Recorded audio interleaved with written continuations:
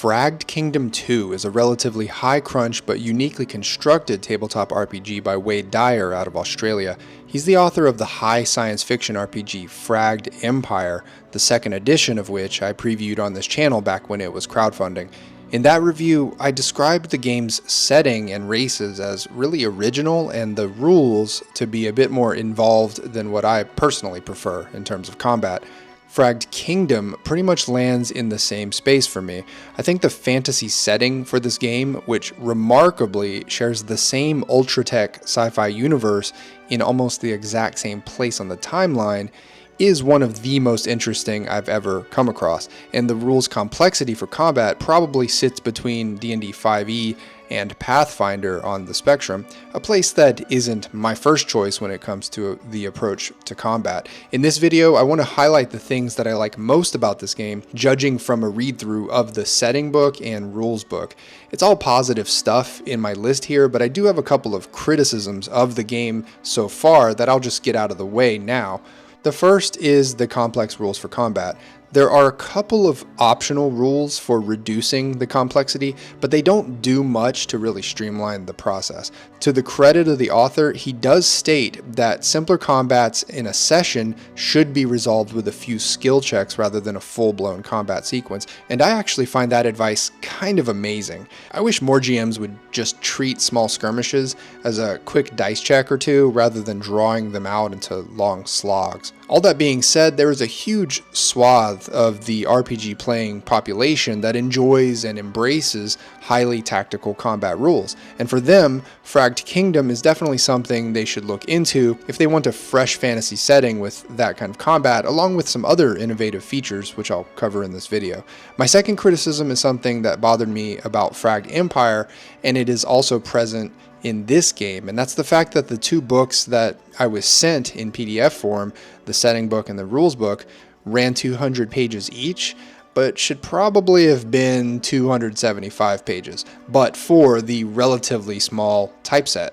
This is also more of a personal thing, but in my advancing age and worsening eyesight, I find Wade's choice of font size to be right on the edge of readability. Fortunately, I've become quite accustomed to reading on a tablet, so I can zoom in on paragraphs and read everything just fine. Also, I don't know how these books look physically, but I can just kind of tell that the letters are probably a bit on the smaller side. But alright, let's go through the reasons I think Fragged Kingdom 2 is actually a really special fantasy RPG. All this stuff is my own personal opinion. You can leave your own thoughts down below, where I've also left a link to the actual crowdfund page for this game where you can learn more and maybe pledge your support. 1. The fantasy races are sci-fi in origin.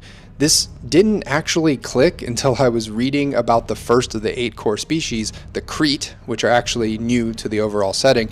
These are a crystalline race who eat metal and are basically like an interesting dwarf stand-in. But I got to the second spread for the Crete, and this is where it dawned on me. It said, the Crete were genetically engineered by the Archons to be a stepping stone on the path to creating a true silicon-based species. I can't tell you how much I love a fantasy setting that is actually a sci-fi setting. I know it's been done before, but I'm not sure it's been done quite this thoroughly. The way Wade presents each playable race is that they have their fantasy-facing history and culture, complete with origin myth and gods and everything, but on the backside, every last one of them has an actual ultra-tech sci-fi origin wherein each of their gods are nothing more than visitors or interlopers from the Fragged Empire setting. But the magic here is not only that you have 400 plus pages of sci-fi setting and rules to use as a backdrop, you don't actually have to use any of the sci-fi setting by name. Every one of these races is designed so that they can exist solely within the fantasy setting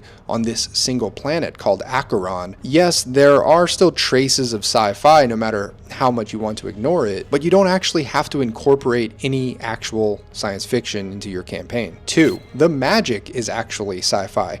This is a bit of an extension of the first point, but there are 6 distinct groups of magic called arcane power groups: All Power, Ancestral Memory, Enchanter, Spirit Guide, Technomage, and Wildling, and they're all rooted in science fiction. I mean, some of it is more science fantasy than hard sci-fi, but it's all based in either nanotechnology, genetically engineered or extraterrestrial psychic powers, or in the case of techno magic, just directly from technological devices themselves.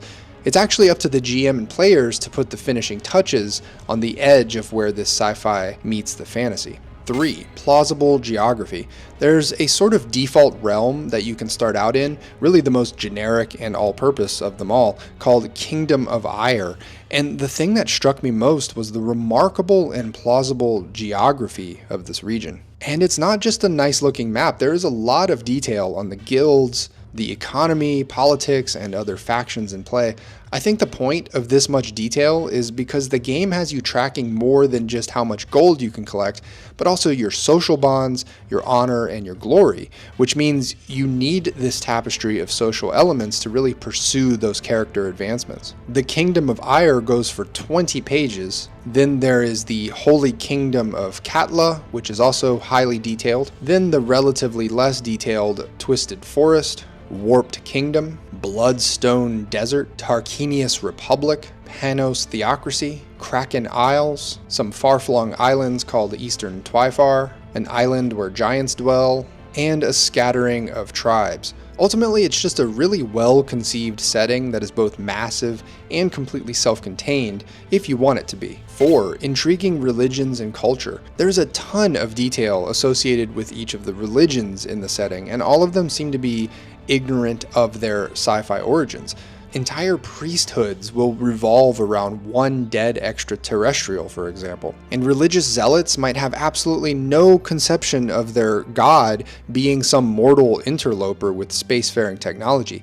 This really is the ideal for a magitech fantasy, but it's really sci-fi setting though, right? I think Wade just really thought this through to its maximal limits. The religions and culture are all truly touched and influenced by various technologies, but they all stand alone on this planet and resemble a fantasy world because, get this, the psychic nanites that permeated the planet at one point started believing that the planet was supposed to be a fantasy world, so they made it that way. I just love it. 5. Not just treasure hunting. As mentioned earlier, your character in this game is meant to do more than just amass gold pieces. In fact, gold and treasure is abstracted into a concept called trade goods, and much of the time you're meant to be trying to acquire honor as well as glory, which are also abstract concepts that can actually be exchanged for things like camp-enhancing influence, more character abilities called knacks, and more spoken languages. 6. Extremely custom gear. There's a fair amount of abstraction in this game, but there are also a couple of places where it gets surprisingly detailed and gritty. One of those places is the customization of equipment. The idea is that your character will buy a base weapon or outfit, but then choose a variation on it, and over time add precious modifications. So a sword or maybe a suit of armor becomes not only a powerful possession, but one that you're literally expected to name at some point. I think this aspect of the game was developed and amplified because that's what the players enjoyed most. That makes sense. If you're into highly tactical combat, you're probably also into highly customizable gear that can become quite powerful. 7. Strong hit system. So here's how the basic dice mechanics work in this game. The GM will set the difficulty for a task and maybe recommend the skill to use. Most difficulty levels will be 12 or 14. Then the player describes their goal and how they want to solve the task. If they are using a skill with an attribute of 1 or less, they would take a -1 to the final roll. If that attribute is 4 or more, they get a +1. They will also get bonuses and penalties based on gear being used, the environment, conditions, and other factors. Then the player rolls usually 3d6 and adds up the numbers. That number needs to meet or exceed the difficulty set up in step 1. And if the sum is more or fewer than 4, compared to the difficulty, something unexpected might happen. Here's what makes this dice resolution interesting and where a lot of this game's play variability comes from. If any of your rolled dice comes up as a 6, you can spend it to access a huge variety of so-called strong hit options. The general options include re-rolling a single die or applying your weapon's critical damage as opposed to their regular damage. There are also options specific to which kind of roll you were making when you rolled that 6. Sometimes the effects will stack if you happen to roll more than 1/6, and sometimes they won't. But the point is, if you've ever rolled d6s a bunch of times, you know that rolling a 6 is pretty frequent, which means that you're constantly using this strong hit system. It's an integral part of the mechanics of this game. And I think it just adds to the depth of any given roll, whether it be a combat, skill, or acquisition roll. 8. Precise tactical combat.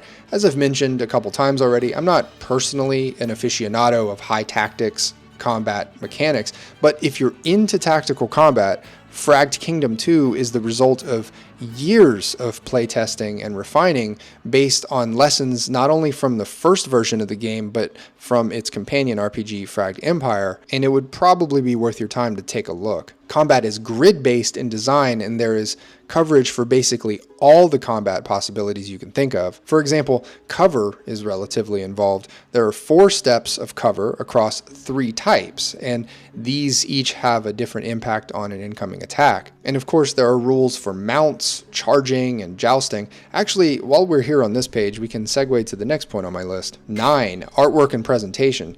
Wade was able to hire some really strong artists for this book, as you can see from the many pretty insanely cool illustrations in this video. I'm not sure if he did these diagrams himself, but these are immensely useful for understanding the different intricacies of combat, and the cartography in the setting book is also really way above average. You don't need good artwork, graphical design, and maps to make a good RPG, but it's really nice to have if you're going to spend weeks and months playing a game and reading the pages over and over in order to understand the massive body of rules and setting details. And this is a relatively pretty exotic setting, so having highly detailed artwork depicting the unique races is a major plus. 10. Camp. Fragged Kingdom 2 has a sort of shared character in the form of a camp. With a camp, your party can allocate influence points to gain improvements. Camps have 6 core attributes: transport, planning, authority, work, rest, and supplies, along with a few secondary stats such as equipment slots, travel speed, and automatic traversal. The camp is a mobile headquarters that can actually make travel easier and safer over time and improve your party's ability to heal and even to have greater social influence. It's a fascinating concept, although this here had me sweating a bit. At level 9 authority in the automatic permission department, PCs can gain legal immunity, which makes them immune to all laws within their country that do not draw the attention of high nobles, up to and including murder. I rarely see a game that actually grants players the ability to be a murder hobo, but there you have it. 11. Do whatever.